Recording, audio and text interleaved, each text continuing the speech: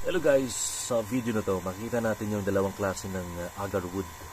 So ito yung sikat na Aquileria malacensis.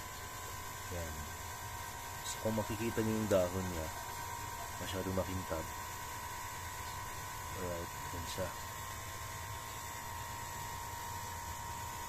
Yan, agarwood malacensis.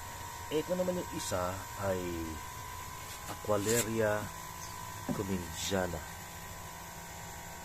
Ayan, ito yung kaibahan. Ano ba kaibahan ng dalawa? So mapapansin mo, yung dahon nila, itong si malacensis, ayan, pahaba. Yung dulong bahagi ng dahon niya. Kumpara mo dito sa cumingiana, medyo konti lang yung dulo niya, hindi masyadong